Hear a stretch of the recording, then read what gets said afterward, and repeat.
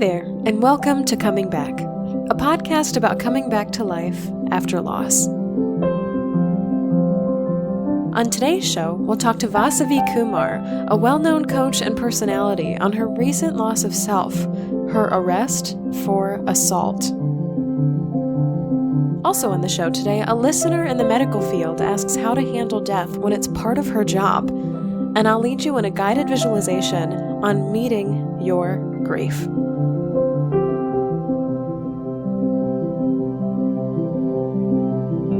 I'm Shelby Forsythia, an intuitive grief guide who speaks, writes, and teaches about the transformational power of grief and loss. My mom's death in 2013 set me on the path to becoming a lifelong student of grief, and I use what I learned to equip others with the knowledge to heal and remind them that they are not alone. Because even through grief, we are growing. Let's get started. Hi, everybody, and welcome to another episode of Coming Back. Thank you so much for being here. The world feels heavy lately, grief growers. I know that you've noticed it. With all of the violence and protests and Mercury in retrograde, it seems like a lot of things are moving backwards, and it's incredibly easy with all of our technology and the way our news is broadcast to look out at the world and see darkness. And when you're seeing darkness on top of your own darkness, whether you've lost somebody or are going through a breakup or are dealing with some other tragic, life-changing news, it can get pretty bleak. And it's hard to do what we talked about last week, which is take days one day at a time, because even 1 minute at a time can seem really hard. And I don't want this opener to turn into a "but there's still hope" speech, because while I could, and we know that there is, I know what it's like to just be grieving. I can really easily transport myself back into that place of darkness and lack of hope or faith or trust or justice, and things just seem all bad, and all hopeless. So I won't turn into a platitude sunshine monster right now.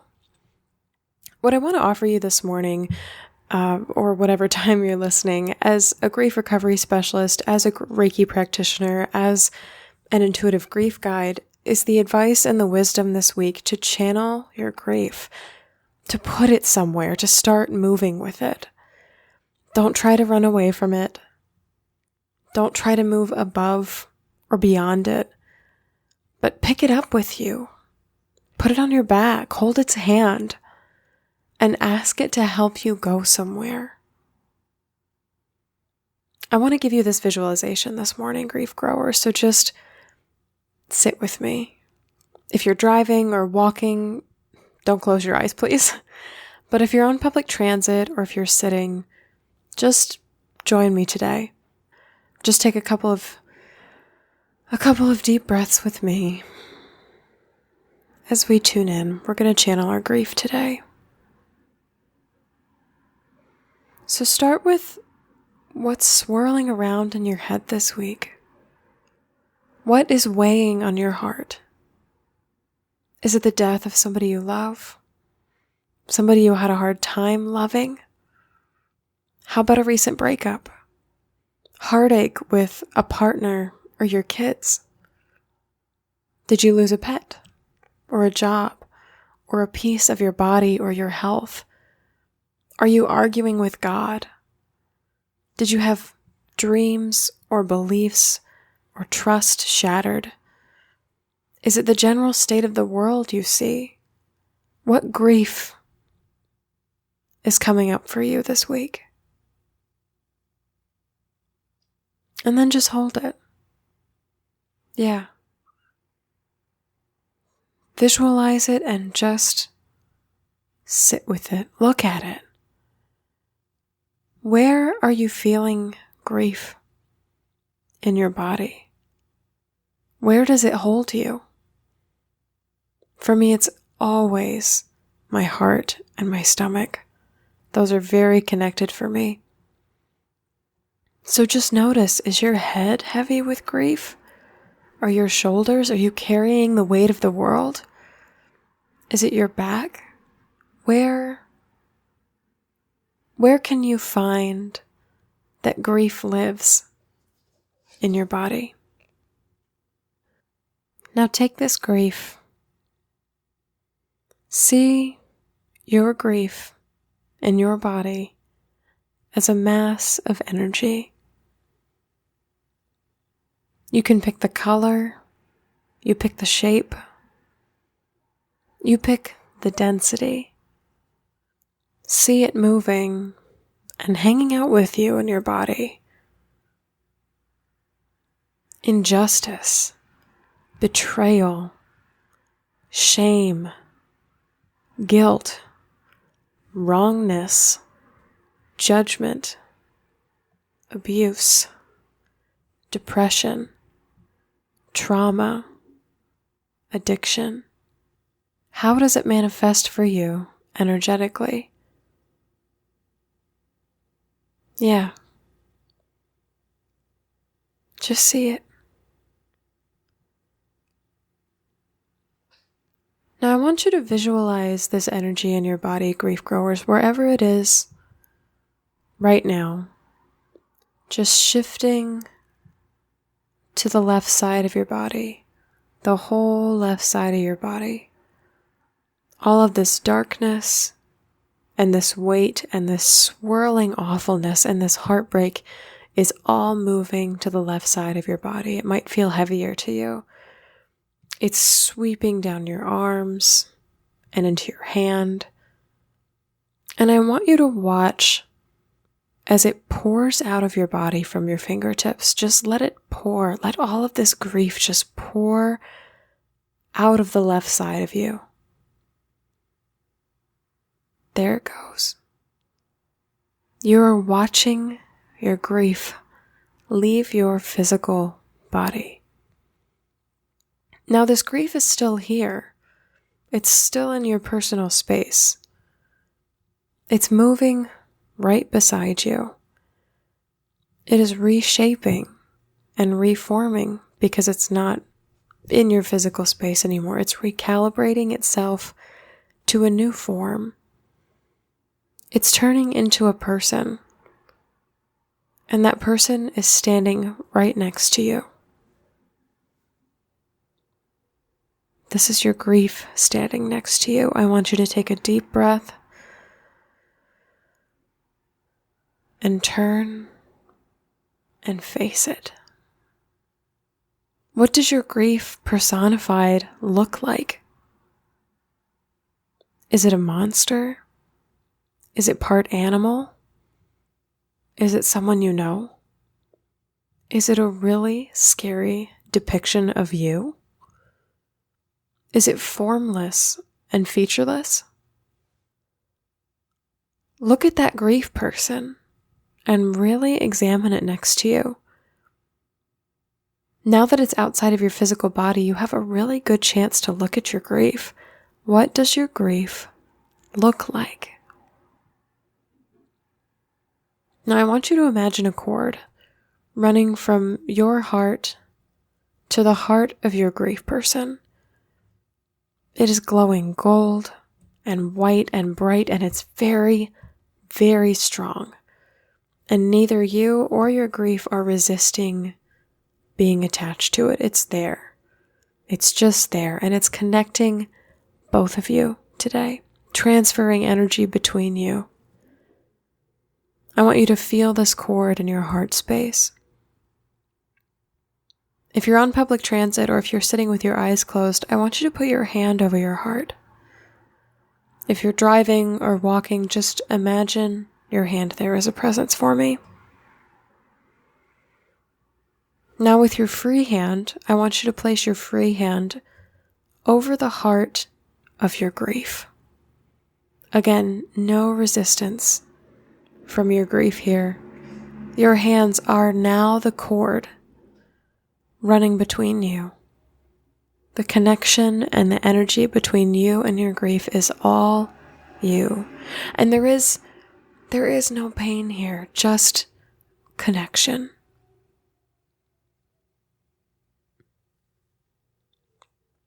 Look your grief in the eyes Look at this monster, look at this animal, look at this demon, look at this personified self, look at this formless shape of grief in the eyes. Take it in. Breathe. Yeah. Breathe. Then say, "Hi, grief. I see you. I know you. I'm here. Hi, grief. I see you. I know you. I'm here." Yeah, how does that feel? Is it weird? It's probably weird. Is it surprisingly pleasant for you to acknowledge your grief? Is it uncomfortable? Does it matter to you? What does this interaction feel like? Hi, grief. I see you. I know you. I'm here. Now bringing your hands to your sides, the cord returns, the cord remains between you and your grief. You're still connected through that heart cord, and it's still glowing bright for you. Ask your grief, "I'm here. What would you like to say?" I'm here. What would you like to say? And then listen for an answer.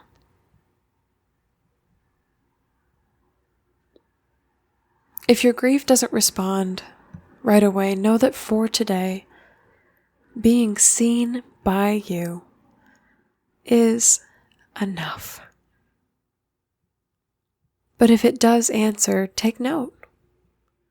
What message is your grief trying to tell you today?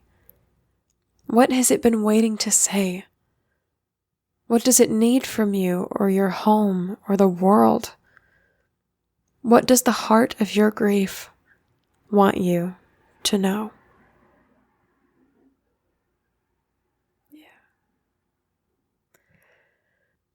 Whenever you've received your message from grief, say, "Thank you, grief. I love you. Thank you, grief. I love you." And with these words, the cord between you and your grief just dissolves away, into thin air. Take one last look at your grief today and let it dissolve along with the cord. We know intuitively and realistically that grief is not gone for good, but your grief has relayed its message well and done its job today. Again, if you received no message, mentally thank your grief for the opportunity to get to meet it. And just let that cord and that grief dissolve. Now, with both of your hands over your own heart, say, "Hi there. I see you.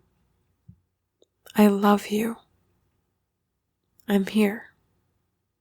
You can use your name if you want. "Hi, heart. I see you. I love you. I'm here." And just breathe with that for a moment. Breathe with yourself being there for yourself. Breathe for everything that you've accomplished in this space today.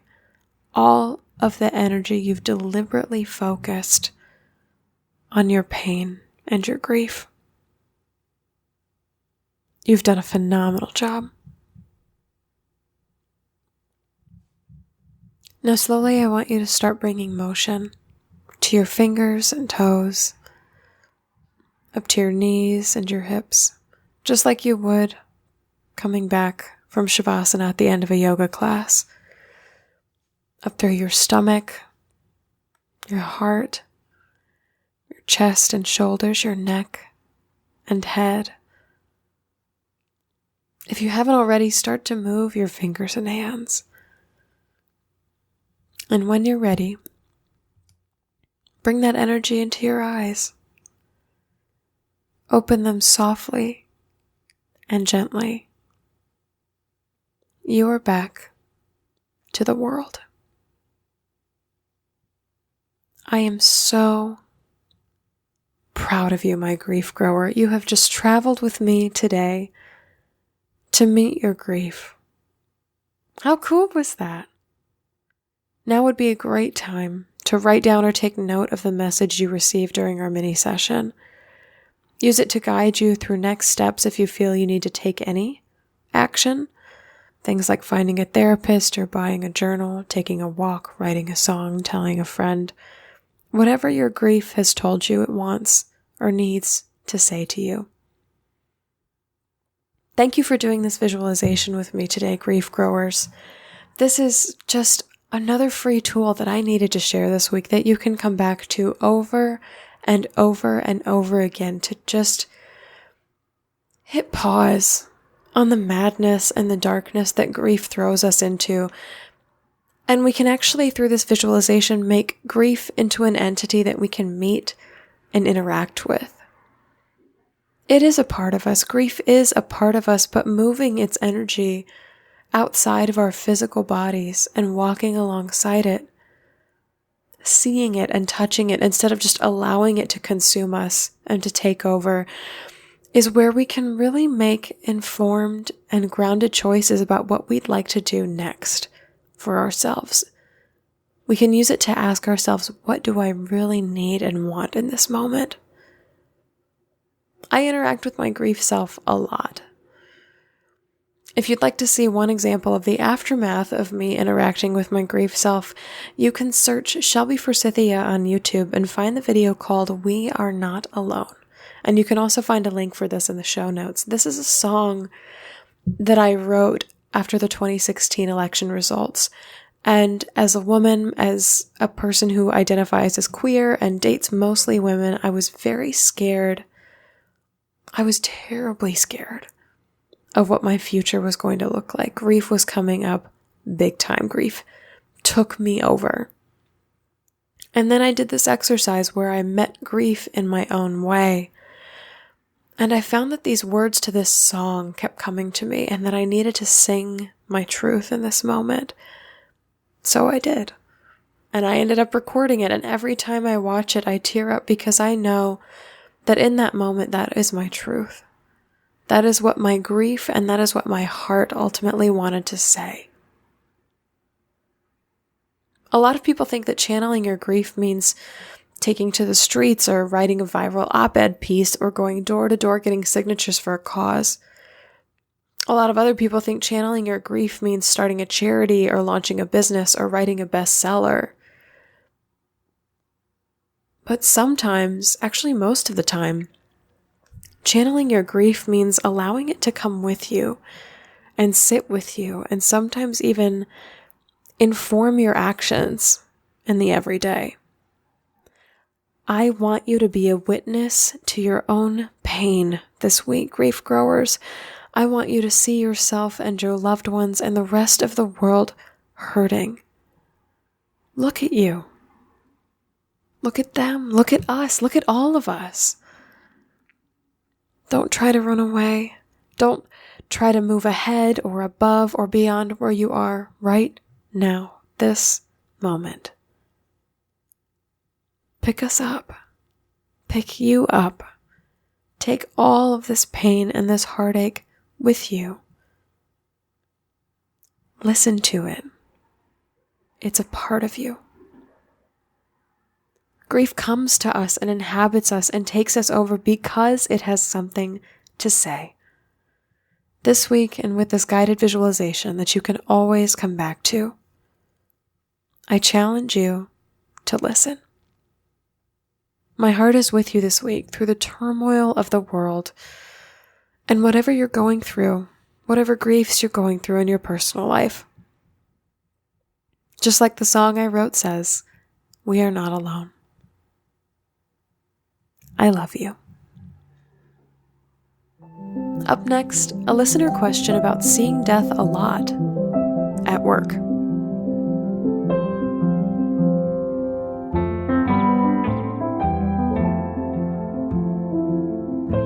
Dear Shelby, I'm a 29-year-old woman working as an ER nurse in a major hospital. I started here 6 months ago after being an EMT for a year, and I really feel like being in the medical field is my passion. I love working in service of others and knowing what to do when people are at their worst.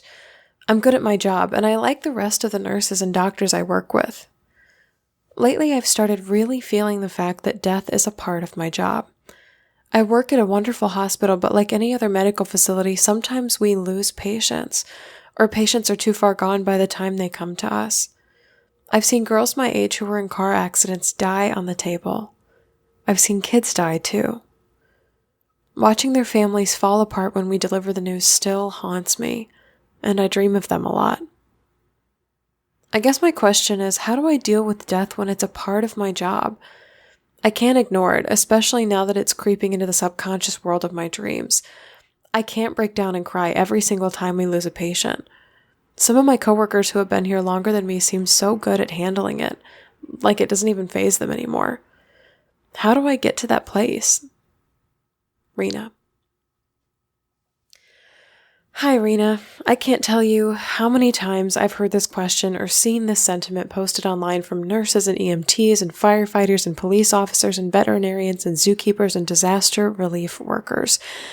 Any profession that deals with living, breathing beings experiences death as a part of their job.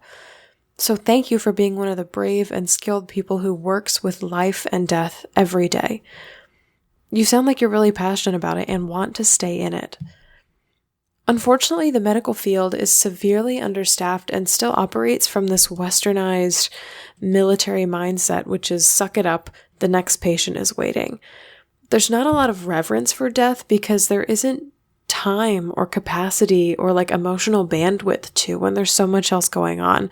And there's this mentality that if doctors and nurses and medical professionals, quote unquote, paused to feel, they might miss out on saving somebody.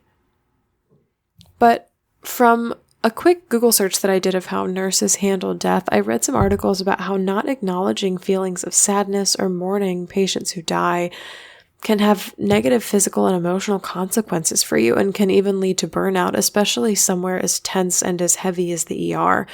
So how do you get to a place where you can feel and still do your job? That sounds like the nature of your question. So I've got 2 things for you. First, at work and outside of yourself, I would ask for help. You say that some of your coworkers who have been doing this longer than you are really good at handling death. So ask them what they do. Talk to them about how they decompress from hard days. If they say, I suck it up, or I don't let it touch me, or anything else that sounds remotely unemotional, move on to the next coworker. You're looking for somebody who can pause to feel at work. You're looking for somebody who acknowledges both your patient's humanity and your own. So your patient's humanity in the fact that they have just died, but your own humanity in that is a sad and sometimes difficult experience to have. If you don't have any luck with your coworkers or are looking for more perspectives outside of yourself, I would get in touch with the hospital chaplain or a palliative care department if you have one. They might have programs for internal staff available to you that you're not aware of, or may have access to resources outside the hospital that are free or reduced cost. I know that the grief recovery method, which is the method that I'm trained in, is available at a couple of hospitals across the country to patients and their families, but as well as internal staff who are affected by loss.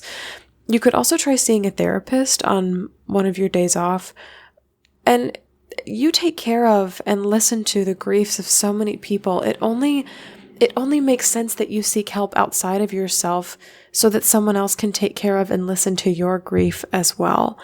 The last thing I'll recommend outside of yourself is to find and join a group online for nurses or for medical professionals. Facebook groups are always the first thing that pop into my brain, but I'm sure there are others out there too. And being able to voice your story or voice a really hard day or voice some grief or some dreams or things that you're having in a forum of people who get it and are in the same line of work that you are can do wonders for your heart. You can't and shouldn't have to internalize all of your bad days.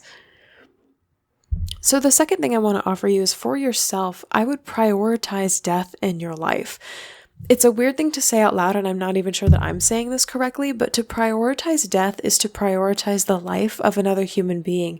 And for someone who sees death as much as you do, that's really, really important.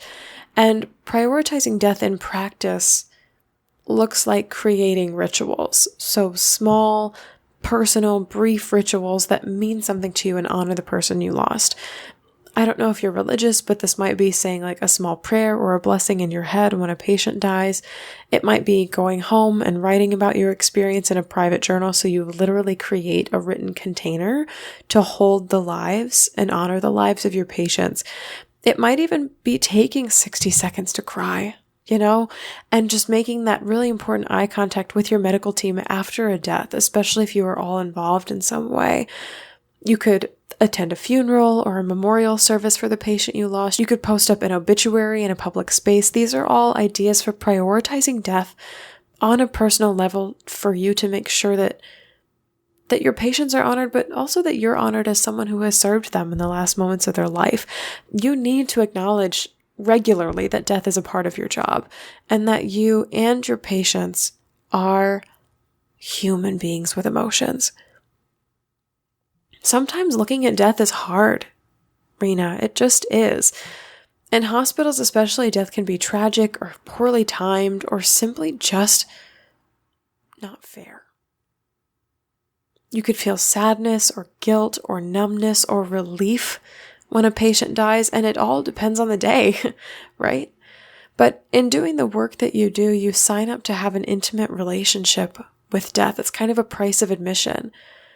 So kind of like I said in the guided visualization earlier, don't try to push it away or stuff it simply because there's not enough time or you feel like you don't have enough time or bandwidth to acknowledge it.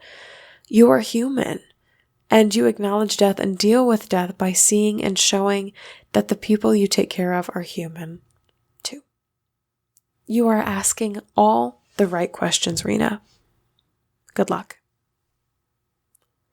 Please submit your question for the show by leaving a voicemail or texting 312-725-3043 or emailing shelby@shelbyforsythia.com. You can always find both these contacts in the show notes. Next, we'll talk to Vasavi Kumar about her recent loss of control and loss of self when she was arrested for assaulting her partner.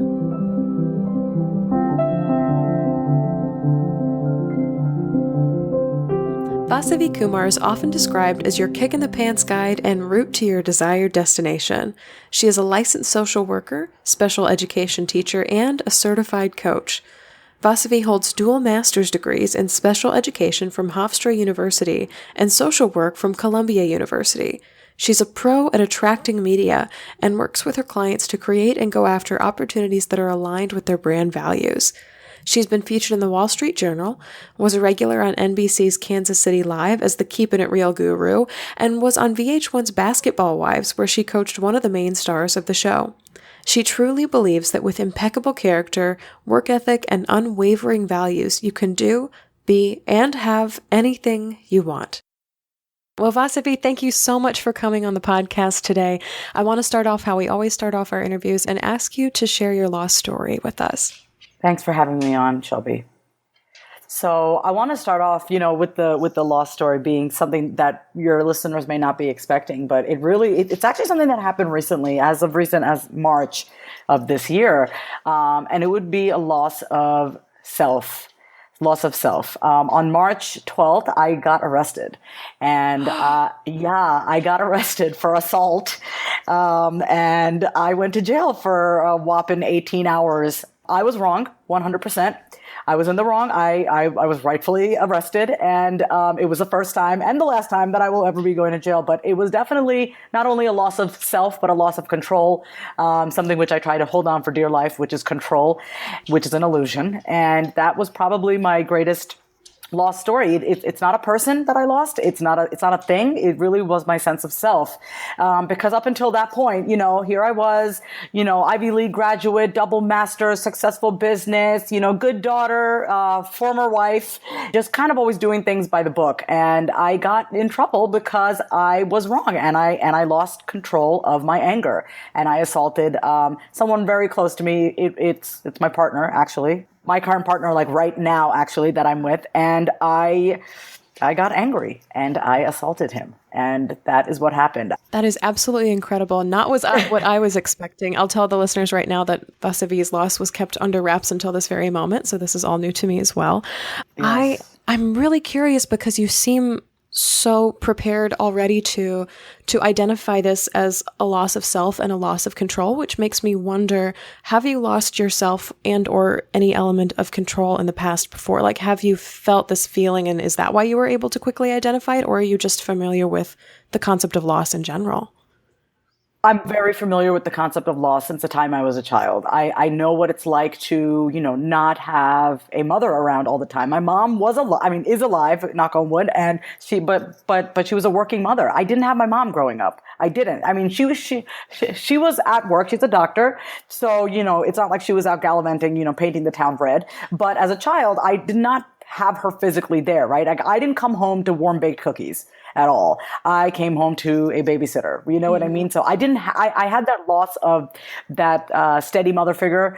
I grew up in a family of chaos, so there was always that loss of control from a very young age, and so I literally recreated my childhood as an adult, which is why I got arrested. So I know this feeling very well. That's why I'm so aware of it. That's why I don't blame anyone for it. That's why I've taken full responsibility for it. Because it's like, oh, well, no wonder this happened. I mean, just look at my 35 years of, living on this planet. Look at how I was raised. Look at my environment that I grew up in. This is not a parent bashing interview. I love my parents very much. I'm still very close to them. But, they did the best they could with what they had as well. But there were consequences to the way I was raised. I saw, I was hit as a child growing up. Like, that was normal in our culture. Like I was smacked in public. I mean, so just hitting in general was like very normal. And by the way, I've never hit anybody in my life up until what happened in March. But, this is so predictable for me. You know what I mean? It was so predictable that I swear to God, when I got arrested, it was at like 9:35 or like 10 o'clock at night on a Sunday. I had just come back from a week's trip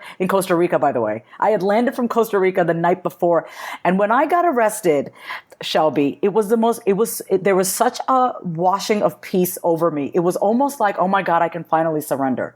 I don't have to be in control. Wow. Tell me more about that. It's so crazy. I mean, we were literally on the side of the street and there were 4 cops and my boyfriend, and he told his side of the story. I told mine, and the cop came over to me and he goes, can you hand me your phone? And I was like, yeah, sure. And then he took both hands, put them behind me, and he arrested me. And I didn't even freak out. And I said, okay, I understand. And I said to my boyfriend, please take care of Lainey, who's my dog. That's all, that was my number one concern, was like, please just take care of the dog while I'm gone. I didn't know how long I'd be gone for. I don't know how this stuff works. So, but there was such a level of peace because, God, I can't even explain it. It was almost like all the fighting stopped in that moment. All the yelling stopped in that moment. All the anger stopped in that moment, because at that point, it was like, it was done. It was done. Like there was someone bigger than me, someone with more authority than me that said, basically, no, you're going to be reprimanded for this behavior. And I kind of just submitted. Were you? Yeah, go ahead.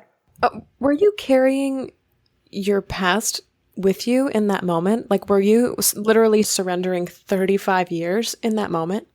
That's such a good question. No one's ever asked me that. Well, no one actually, not a lot of people know about this, but I was surrendering.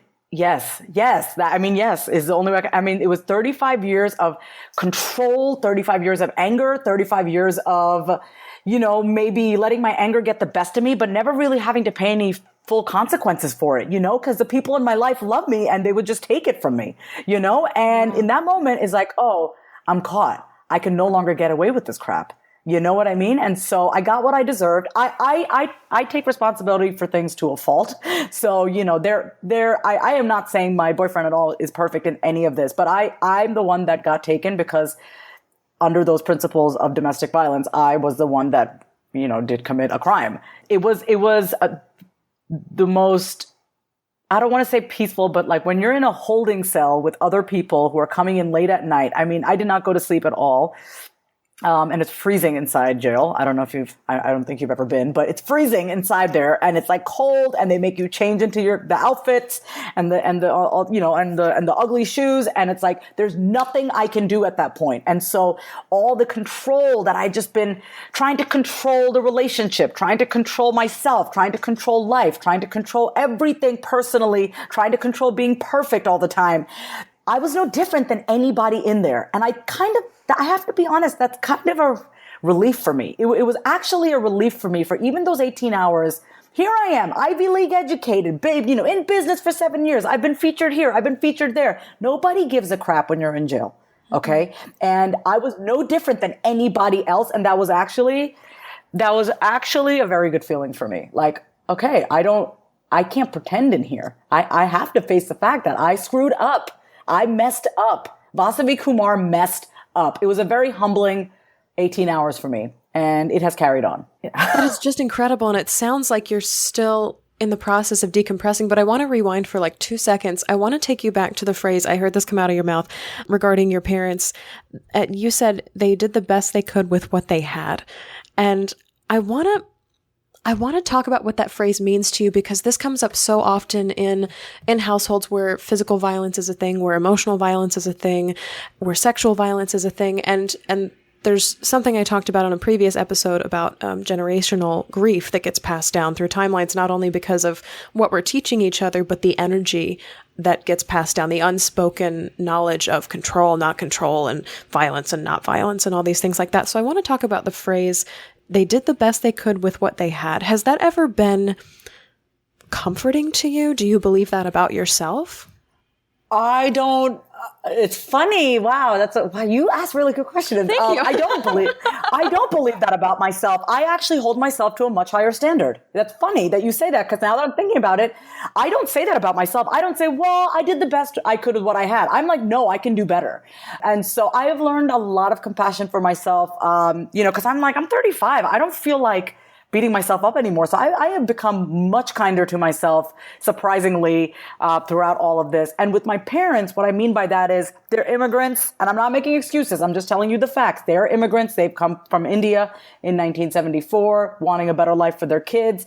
Very different culture, very different mindset. My mom grew up kind of poor. My dad grew up in a little bit of a dramatic, chaotic household. His father wasn't a really great father, and so they brought to the table as parents with whatever they got as kids, right? Mm-hmm. So how can I expect them to be any better than what they were given, unless they had this heightened sense of self-awareness that it's like, I think I should look at my parenting style. No, when you're, trying to raise 2 kids and you are an immigrant in this country and you're trying to just make ends meet, you're not thinking about how to become a better parent. I'm sorry. You're not. You're trying to get to work, come back and pay the bills and raise 2 daughters, right? My sister and I, to become good Indian girls. Do you know what I mean? And yes. So they did the best they could with what they had. So I can sit and I can blame them all I want. And then I just end up getting really frustrated because I cannot change the past and I cannot change what happened. And I most definitely cannot change them. It sounds like you're a person who is absolutely refusing to live in the past. I refuse. I absolutely refuse. And by the way, I do go to therapy every week. And of course we, visit stuff from the past, but I always want to look at, well, what can I do about it now? Because I feel so powerless when I sit. I do talk about the past, don't get me wrong, but I feel powerless sitting and dwelling in it. I use the past as a tool to help me understand where I'm at right now. I do not use it as, well, see, it's because mom said this that I do this. That could be true, okay? Mm-hmm. But what am I going to do about it now as a grown adult? Do you know what I'm saying? Yes. So I don't like sitting in the past. Yes, very good observation. Fast forwarding a little bit now, I want to talk to you about those 18 hours. And you kind of got onto a miniature runaway with, I am no different than, no better than anybody that I'm sitting next to. I want to know, how was this humbling for you? How was this leveling as a human experience? I kind of want to talk about like Brene Brown calls it day 2. You can't skip day 2, which is the darkness of analyzing the experience that you're having and just kind of sitting in that depth of, oh shit, this is what just happened. Sit there with me for a minute. Tell me what that's like. Well, it's funny because the ego part of me was sitting there and looking at, men coming in for, drunk driving or abuse and women coming in with DWIs. And I'm sitting there being like, what the hell? I don't belong here. Look at these people, quote unquote, these people. Look at these people. Wow. Right. And so it's funny because it's funny who we put ourselves above or who we put ourselves below. And in that moment, I was like, oh my God, I'm like, what am I doing in here? You know what I mean? And I knew why the hell I was in there. You know what I mean? But as time went on, it gave me a lot of time to think, because we have 18 hours with no television, no computer, no phone, no one to really talk to except the other inmates. It just had me really think about myself more than anything and not focus so much on anybody else and be like, wait a minute, the only person I can control and I have any control over is myself. I have found in business and in our personal lives, whenever we idolize somebody or we put ourselves subordinate to somebody, that's just not a good, healthy place to be, because it's this constant flipping of better than, less than, versus than just focusing on yourself. And I have never really been anyone to judge and be like, oh, I'm better than you. Like, no, not at all. But in that moment, I could feel that part of me flare up. Like that part of me, I think that part of me is within everybody. We all have that. We all have that. Well, I'm better than this person, or I'm not as good enough as this person, whatever. But that feeling was flared up for that time that I was there. Not the entire time. It was like, I don't belong here. Like, I'm so much better than these people. Look at these people. They're such trash. These are the things that I'm saying to myself. Right. And so what the higher self part of me came in, I am very lucky. I don't stay too long in ego. The higher self came in and said, wait a minute, as long as you're sitting here comparing yourself and making yourself better than the other person or less than, you're never going to be able to focus on yourself. So let's focus on you, Vasavi. Like literally, this is the conversation in my head. Wow. And so, I stopped focusing on everybody else. I don't care if this person has a DWI. I don't know her story. She could be, drunk because she just found out her husband cheated on her. Who knows? Mm-hmm. I don't know and I don't care. It's not my problem. And even if we're looking at in business, Shelby, I'm sure you know this, it's so easy to compare ourselves to people online, to online gurus and this person, and be like, look at this person has these many followers. Who cares? Do you know what I mean? It's like, it just really, I got so clear, which is why I do not compare myself at all in business to other people. And I don't think I've ever compared myself in business, but if there was ever any doubt that, I was going to start doing that, I stopped, because in that moment, for those 18 hours, I had to focus on myself for the amount of time that I was there. Because I could either sit and compare myself to everybody else and avoid looking at myself, or I could really spend that time to speculate as to what the hell I was doing in there. Like, how did I get here? You know what I mean? So that was the main question. Like, how did I get here? It wasn't the I, like the higher self Vasavi. It was the broken, ego, codependent, needy, angry, wounded child Vasavi that landed herself in jail. That's who that was. Mm-hmm. And I am very clear about that distinction, because the higher self Vasavi would not have landed herself there at all. But I do believe that everything happens for a reason. I do. And I am grateful for that experience that I went through. I'm taking a lot of notes as I'm talking to you, because you have you highlight talking points as you speak, which is so phenomenal. I have control and comparison underlined right now. I said they're sisters, but when we lose control, we stop comparing. I want to know, and I just get chills as I say that, because this is like a divine download moment happening. What brings you to a place where you lose control? Oh, that's so, okay. That's so great. So in that moment, okay, so I will take you guys back into the actual assault, all right? What triggered the assault was the feeling of, you are going to leave me and you don't love me and I don't matter and I am completely irrelevant. It's the same feeling that I've had since I was a kid, which is why I'm going through EMDR, which if your listeners don't know, so I'm going through EMDR with my therapy. But let them know what that is, because I'm familiar, but they may not be. So to be honest, I don't know the acronym, but it is, it's eye movement desensitization and reprocessing therapy. Okay. And so, I'm doing that with my therapist where we're highlighting like one or two key events in my childhood and looking at what I made it mean. Right. So there's this one moment in my, like as early as 3 years old that I remember where I felt so invisible and I felt so irrelevant with my mother. Okay. And so we're doing EMDR on that, basically tapping into different parts of the brain to help you desensitize over painful events that have happened in the past. And so in that moment that had me lose control, I would say the number one thing that makes me lose control is whenever I feel that I have become irrelevant or I am not being seen and I'm not being heard. Wow. Because that's some deep, it's like, that's some deep crap. That is some.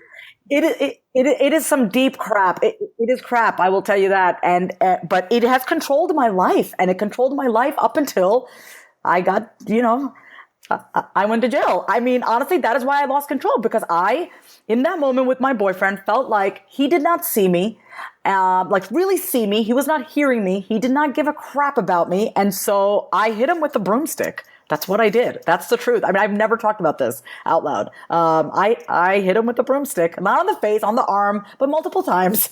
And then I called the police, and then I went to jail, which I deserved. But it was, it was triggered by the fact that I really thought that you don't give a crap about me, and I've done so much for you. You tattled on yourself? I'm an idiot, okay? I called the cops thinking I was all cool. I'm like, I'm going to get the cops to arrest you. I mean, I was out of control. Wow. My anger is an animal. I called the cops. They came, and I was for sure that he was going to go to jail. But you know what?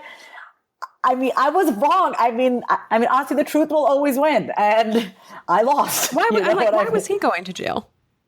In your mind, why was he going to jail? I don't know, because I was completely taken over by my anger that I was, when you're that angry, you are so irrational. You know what I mean? So in my mind, I was like, I was wronged. He doesn't love me. And so I'm going to spin it in a way that you're wrong. And like, it was literally like 3-year-old Vasavi trying to be seen and heard. The judge and the jury for your spirit in that moment. Yeah. Oh my God. Yes. The judge and the jury. Yes. And I can sit and be like, they were racist and they were this and they were that. But no, I hit another human being, and I have forgiven myself for that. He has forgiven me for that. But when I had to sit and really think about, in the following weeks, because we had a protective order, so I couldn't even contact him. I had a lot of time to think about, holy crap, I hit another human being. I abused another human being, and then I said I abused myself in the process. You know what I mean? Like, yes. It's not just about him. I hurt myself in the process. And so it's been a lot of rebuilding. It's been a lot of rebuilding internally for me. I have a question for you. Please. I mean, this is an interview, so of course I have millions of questions for you, but you literally said, I hit another human being. You have to sit there with that thought. Are you scared of yourself? I am so terrified of my anger. I am so terrified of my anger, which is why I'm so excited for my anger management course, because my anger has been my weakness. You won't see it if you're a client, or you won't see it if you're a friend. You'll see it if you're my intimate partner. I have one failed marriage. I was with a lovely man for 10 years. And we were married for up until almost 3. And then I left him. And even with my partner now, great guy, we all have our downfalls or whatever, but it was the same crap over again. Same stuff in my marriage with him, with my current partner. And intimacy is scary for me. Intimacy is very, very scary for me, and I'm working on it. That's all I can say. I'm not perfect. That's why I don't do relationship advice for people, but I actually have really good relationship advice. You know what I mean? Like, isn't that funny? Oh, it's hilarious. I know what great communication is. I communicate very, very well. But in an intimate partnership, when those wounds are not healed, and when you're still operating from broken child, wounded child, it's going to ruin your relationships. Mm-hmm. It is. Mm-hmm. So that's where I'm at right now. I am afraid of my anger. I've worked very hard, like weekly therapy, books, listening, meditation, breathing, doing everything I can. And I feel more in control of my anger than I've ever felt before. But there's obviously more to learn. There is so much to learn about myself, about ourselves. So that's where I'm at right now. So what was the first step back for you? The first step for me, actually, and it's always, this is not just with the jail, the first step always for me to actually fix something or to move forward is to accept 100% responsibility. That is my number one, first and foremost, even before the comparison, is like, I did this. I did this. I created this. I am here because of what I did.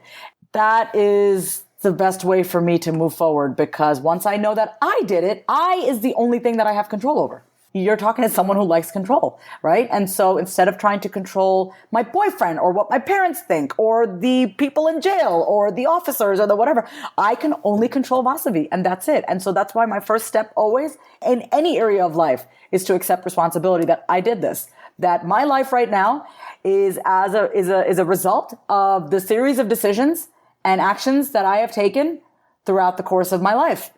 I did this. That's brilliant. And this falls into a category of what I like to call, this came up in episode 4 for me, is the griefs that we create, or the losses that we create in our lives, because there are losses we do not create, like death, when people are quote unquote taken from us. But then there are losses we create in our lives, whether it's actions we take ourselves or career shifts that we choose to make or breakups that we choose to start putting into motion, these actions and plans. And you're right that it is the first step really is to take 100% responsibility, not even necessarily for what has happened, but for your response to it, for the fact that it is happening in your life and your emotions, your mental state, your physical state in relation to everything that's happened. I want to jump into concrete resources. I know you pointed out directly EMDR as something that is helping you come back from this loss, but are there any specific authors, speakers, coaches, whoever that is helping you come back in this process as well? I would say, you would have to go searching for this. This is not a direct resource, but I will say this. If you need therapy, there's nothing wrong with that. Okay. And so find yourself a therapist. Especially if you are in the profession of giving to other people, you have to ask yourself who is giving to you, who is listening to you. So I would definitely say go and seek out a therapist. Go to psychologytoday.com and find someone in your area that you can, I'm actually a licensed social worker, oddly enough. You know what I mean? So it's funny. It's not funny at all, actually. It makes total sense. But I would say go to psychologytoday.com, find yourself a therapist. If you suffer from anger, then I would say there are probably local organizations that offer at a very reasonable price anger management courses. The other thing, I had a book that it will come back to me. It's all about, how the fact that our past, like we don't have to take so much responsibility. And the name of the book is called It Didn't Start With You by Mark Wolynn, Wolynn. And it just talks about how inherited family trauma shapes who we are and how to end the cycle. Oh, I have to read that. I'm so excited. Oh my God. I know. I'm not. It didn't start with you. I'm underlining this. It didn't start with you, especially if you're one of those people that takes full responsibility like I do. See, I'm all about taking responsibility, but there is a point where it's to a fault. Yes. You take the weight, and you're like, wait a minute, when do I get to be resentful? When do I get to be, pissed that this is my life? When do I get to be, there's some justification like, hey, I didn't ask for this. I didn't ask for this story. I didn't ask for these parents. I didn't ask for this culture. I didn't ask for this life. And energetically, spiritually, the universe might say different, but there's some point where I think it's personally healthy to sometimes just shake our fist at the sky. And I think that, by the way, like, just because you realize that you've inherited a lot of family trauma does not mean that you're being a victim. And so so you can be a victim of something, but not be a victim to it. Does that make sense? Recognition is not victimization. I love it. Yes, exactly. Yes, exactly. So recognizing it doesn't make you a victim. And I have had to learn that. I'm going to be honest that it's like, wow, I did grow up in a house that's really chaotic. And if I try to talk about it with my mom, she gets really defensive. And then I learned, don't talk about this with her. That's why you have a therapist, right? And then also understanding who to talk to, right? Do not try to get water from a stone. You're never going to get it. And so having the right people to talk to, if you know your mom is extremely defensive and she is not one to apologize, then what are you doing telling her all the time about how you feel? Because that's where you have to let go and say some people will never change. And then at that point you have to change yourself. Parents are just people. Our parents are just people. And I've had to learn that she's just a person. She is a person, and it's not her job to soothe my wounds anymore. It's not her job. That's actually a very liberating feeling, Shelby. I got to be honest. It is to relieve your parents of having to get everything right, and then conversely relieving yourself of having to get everything right on your end as well. Yeah. Yes. Holy crap. Yeah. Yes, especially, and I'll tell, this is coming up for me lately as someone who has experienced loss of a parent. There's that from beyond the grave of they still couldn't get anything right because they died. And that's a whole other battle that you have to face spiritually. But there has been a lot of releasing for me on a personal level lately of my mom was a person. And that still falls into place with what I asked you earlier about the best they could with what they had. That recognition of humanity in these people who were supposed to be everything for us. It's interesting holding those two pictures in your mind at the same time, parent picture and human picture.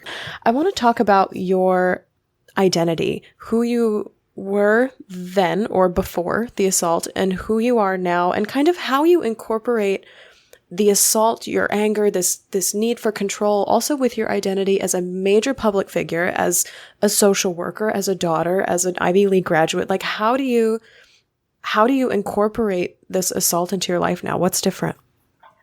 I got to be honest with you, of course. Before the assault, I would say I was very addicted to my story.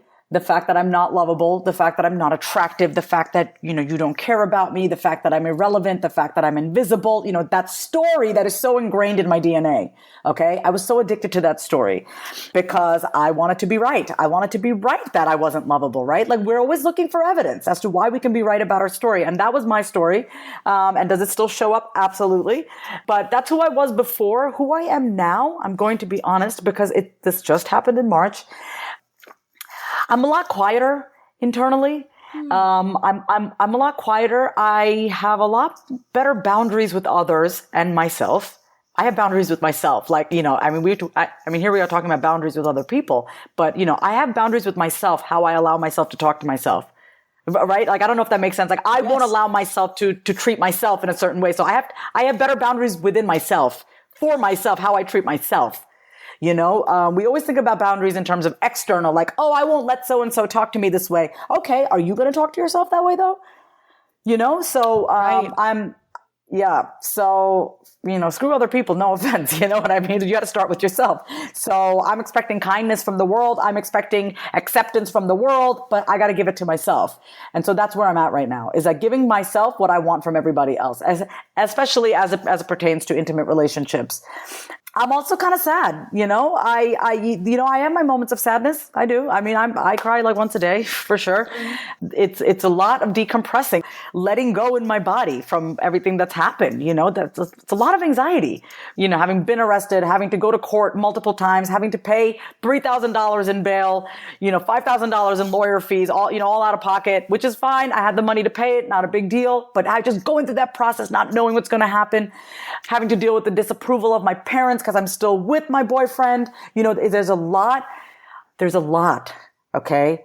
There's a lot. And also still running a business and also providing for other people emotionally and being a resource and getting paid for it. And also making sure I'm not ruining my credibility. And now I don't even care, quite frankly. It's like, okay, if you can't see past what I'm telling you and you don't want to work with me, that's fine. That's where I'm at. Isn't that so fun?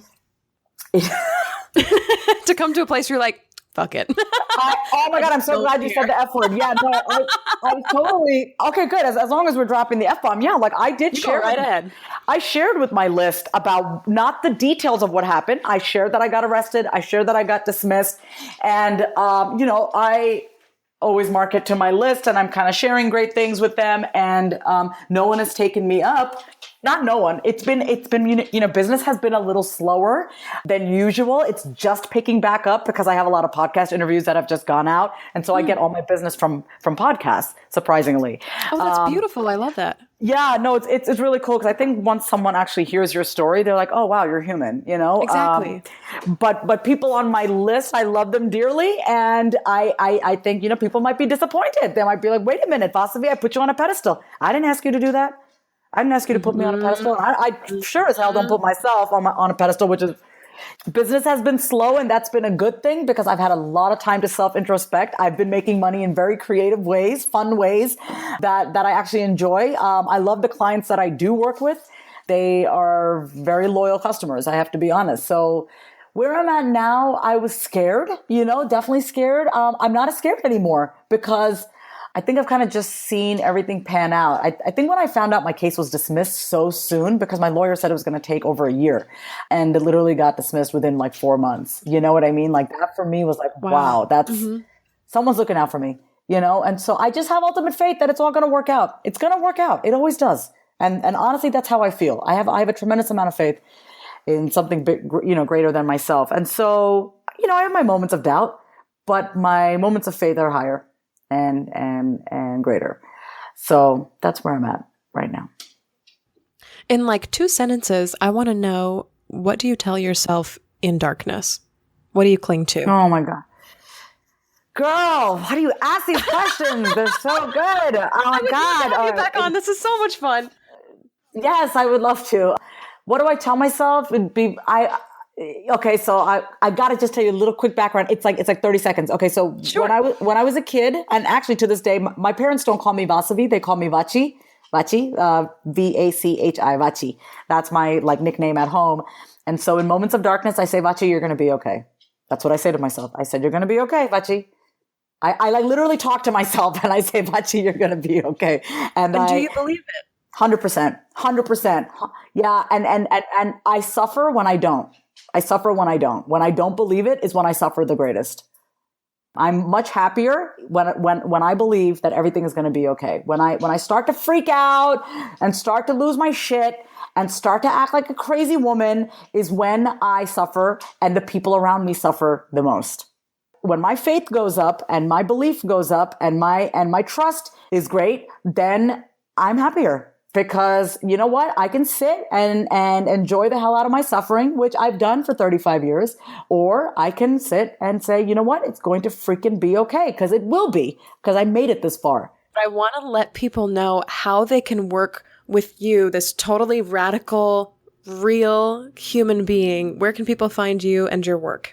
I would like to be contacted. If you go to my website, vasavikumar.com/focused action, I have a free training video on how to pick one idea and take action in less than 20 minutes. This is for folks who are very overwhelmed and just need help kind of simplifying, which is probably my specialty. If you love this episode and you just want to email me, just email me at vasavi@vasavikumar.com directly and say, hey, I'd love to talk to you. And then we can hop on the phone. I am so excited. This was 100% not what I expected at all, and I am so happy about it. Loss like this is not talked about, and that's the whole point of this podcast, not only to share resources and share stories, but to talk about things that nobody's talking about yet. And so I so thank you for your radical honesty and for coming on the show and making time to really dig into this story today. This was just awesome. Thank you, Vasavi. Well, thanks for not wigging out when I told you this, because I was going to tell you. And then I said, let me just surprise her with this topic. And honestly, I just want to say thank you to you for handling it so gracefully. I mean, you could have freaked out and you didn't. So I appreciate that. Excellent. Thanks so much, Vasavi. No problem, Shelby. So that's all for this episode of Coming Back.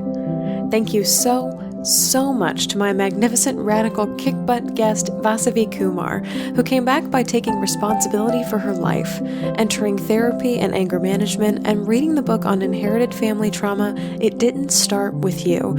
If you or someone you love is looking to break the cycle of family trauma, check out that book.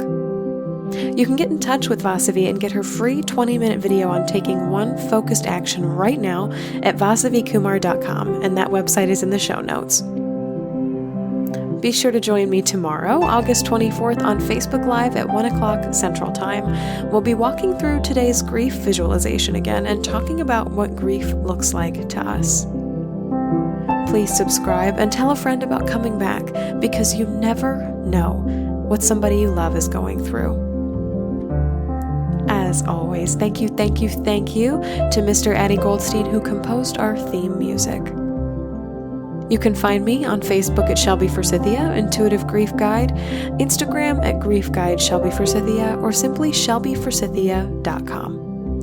If you'd like to leave a question or a comment for a future show, leave a voicemail or text 312-725-3043 or email me at shelby@shelbyforsythia.com, subject line podcast. As always, my dear grief growers, it was beautiful sharing this space and time with you today. I see you. I am so proud of you and the work that you're doing in the world. And I love you. Because even through grief, we are growing.